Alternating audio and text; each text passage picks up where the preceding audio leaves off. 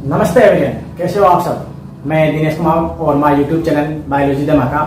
आज हम बात करते हैं मानव के शुक्राणु की संरचना की। तो let's start. Structure of human sperm. तो क्या होती है स्पर्म की संरचना, इस संरचना के बारे में पढ़ेंगे। इससे पहले कुछ इसके बारे में इंपोर्टेंस नॉलेज की बात कर लेते हैं। तो बात करते हैं इसके शेप की। जो मानव शुक्राणु होता है इसका जो आकार होता है स्पून लाइक या डिस्क लाइक होता है, यानी एक चम्मच के आकार का हम कह सकते हैं। आपको दिख रहा है मुख्य से डायग्राम के आधार पर। इसके अलावा इसकी साइज की बात करें हम तो इसकी जो साइज होती है 0.05 मिलीमीटर, या हम ये कह सकते हैं 50 माइक्रोमीटर। और 1 माइक्रोमीटर आप जानते हो 10⁻⁻⁶ मीटर होती है। ठीक है। इसके अलावा इसके मूवमेंट की बात करें तो 4 mm प्रति मिनट होनी चाहिए, यानी एक ओम को निषेचित करने के लिए जब ये वेजाइना में प्रवेश करता है तो इसकी जो स्पीड है, इसकी जो गति है, मूवमेंट है, वो 4 mm प्रति मिनट होनी चाहिए।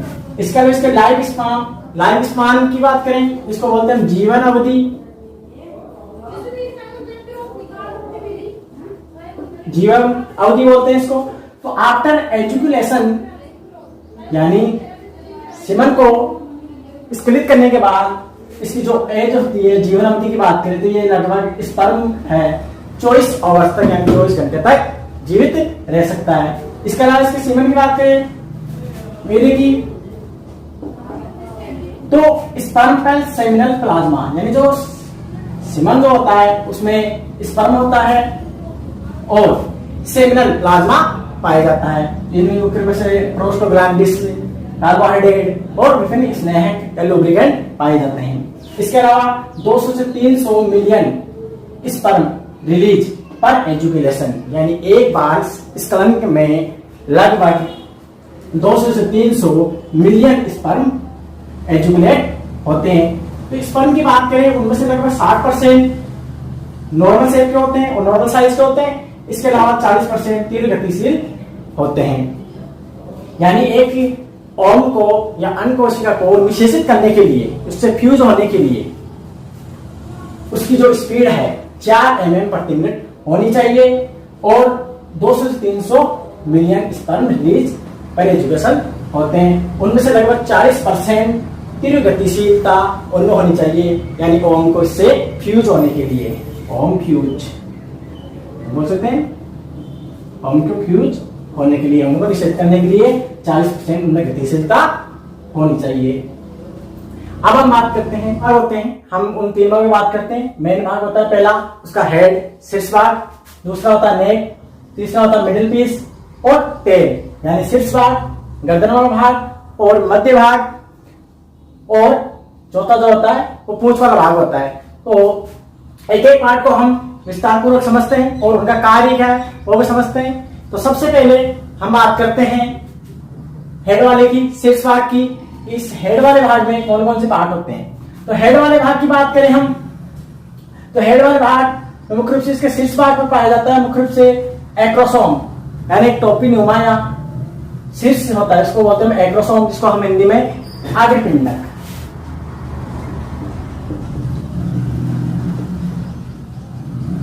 यानी हम इसको आग्रपिंडक भी कह सकते हैं।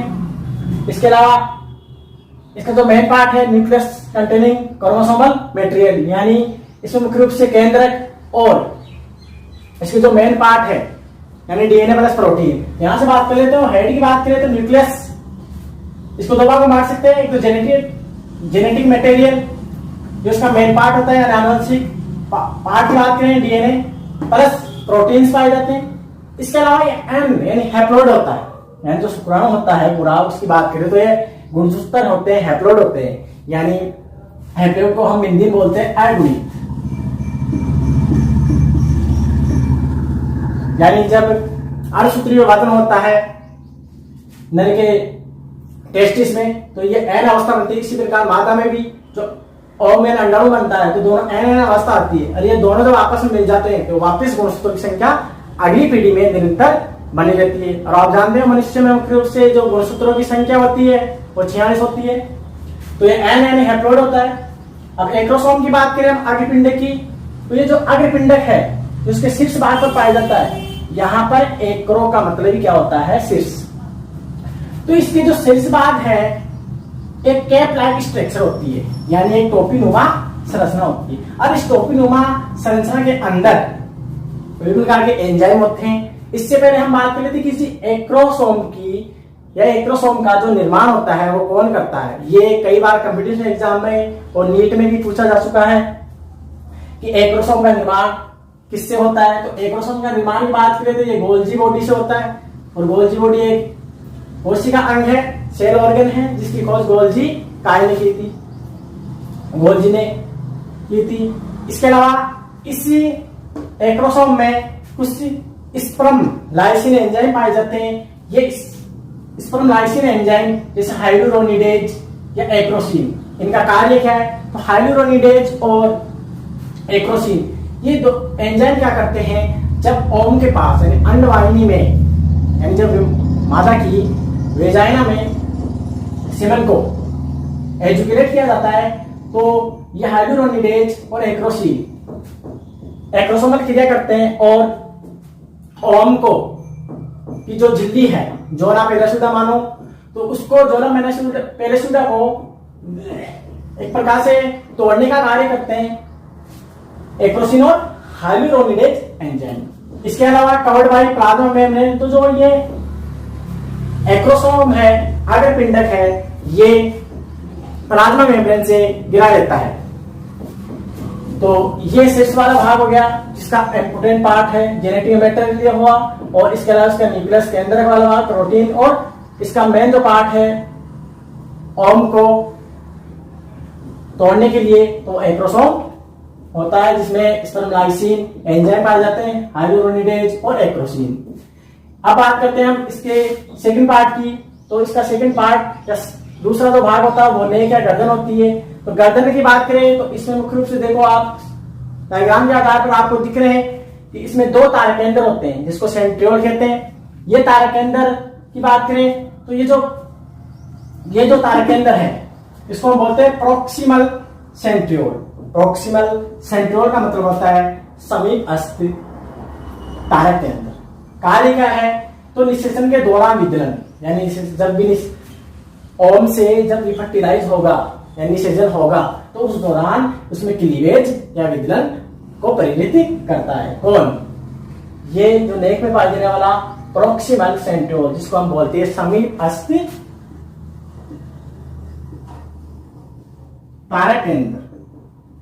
समीप स्थित तारक केंद्र ये विदलन को प्रेरित करता है। इसी प्रकार जो सेकंड है, सेकंड जिसको बोलते हैं दूर है इससे, इसलिए इसको बोलते हैं डिस्टल सेंट्रियोल यानी दूरस्थ सेंट्रियोल। तो इसको हम बोलते हैं दूरस्थ तारक केंद्र। तो ये जो दोनों तारक केंद्र होते हैं 90 डिग्री कोण पर होते हैं स्थित गर्दन वाले भाग में। तो इसका जो डिस्टल सेंट्रियोल है इसका जो कार्य है अक्षीय तंतु का निर्माण करना। तो मुख्य रूप से आपको जो दिख रहे हैं कि यहाँ पूछ तक लेकर बीच में जो रेखा है दिख रही है तंतु नुमा फिलामेंट नुमा जो संरचना आपको दिख रही है वो अक्षीय तंतु है। इसका निर्माण कौन करता है, जो डिस्टल सेंट्रियोल है यानी दूरस्थ तारक केंद्र है, ये इसका निर्माण करता है। तो ये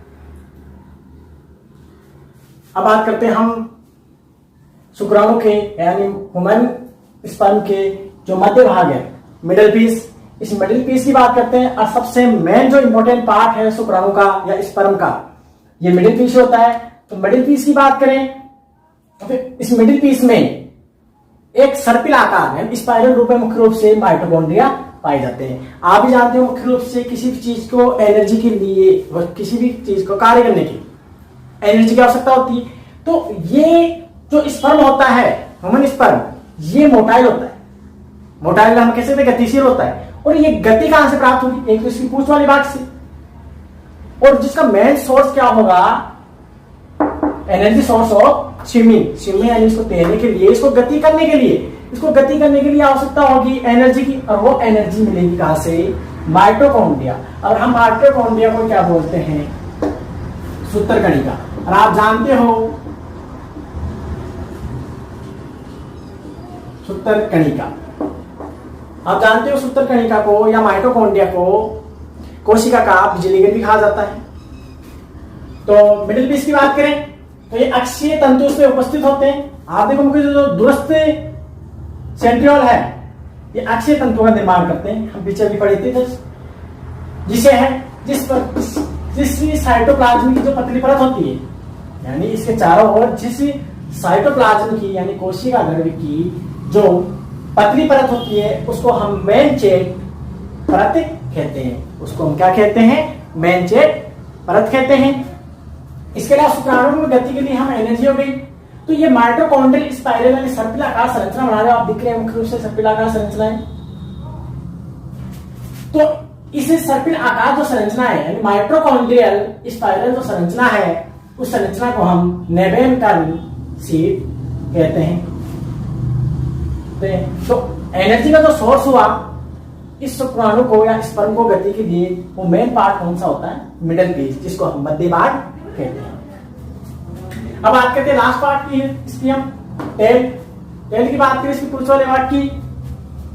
तो मानव का जो शुक्राणु होता है मोटार होता है, इसलिए इसको हम स्पर्मेटोजोआ कहते हैं। पर स्पर्मेटोजोआ मोटार होता है, पर कुछ एनिमल्स हैं जिनमें टेल नहीं पाए जाते, टेललेस होते हैं। उनमें एस्केरिस, जिसको हम राउंड वर्म भी कहते हैं। तो ये जो टेल है एक अक्षीय तंतु उपस्थित है इसमें, इसको गति के लिए। इसके अलावा इसको स्विमिंग कराने के लिए, इसको आगे तक गति कराने के लिए, मोटार के लिए, गतिशील करने के लिए पूंछ वाला भाग पाया जाता है। अब कई बार एक क्वेश्चन आता है, नीट में काफी बार वो पीएमटी पूछा जा चुका है, उस क्वेश्चन की बात कर लेते हैं कि कैपेसिटेशन ऑफ स्पर्म, यानी जो स्पर्म होता है, शुक्राणु होता है, उसका योग्यता अर्जन, यानी वो योग्य कब अर्जन ग्रहण करता है, तो उसका आंसर है फीमेल जेनिटल ट्रैक्ट या जेनिटल ट्रैक्ट, यानी इसको बोल सकते हैं मादा जनन पथ या जननांग पथ। तो ये क्वेश्चन नीट पीएमटी कई बार पूछा जा चुका है, कैपेसिटेशन ऑफ स्पर्म, तो हम बोलेंगे फीमेल जेनिटल ट्रैक्ट, तो इसका आंसर ये होगा। तो आज क्यों से आपने जाना कि शुक्राणु की संरचना क्या है, और शुक्राणु की संरचना के अलावा इसकी जो भी मेन विशेषताएं हैं, और पीढ़ी दर पीढ़ी वंश को बढ़ाने के लिए इंपॉर्टेंट पार्ट। नेक्स्ट वीडियो में हम ऐसे ही बायोलॉजी के टॉपिक पर चर्चा करते रहेंगे। तो बने रहिए अपने यूट्यूब चैनल बायोलॉजी दिमाग के साथ, और लाइक करना और सब्सक्राइब करना मत भूलिए। धन्यवाद।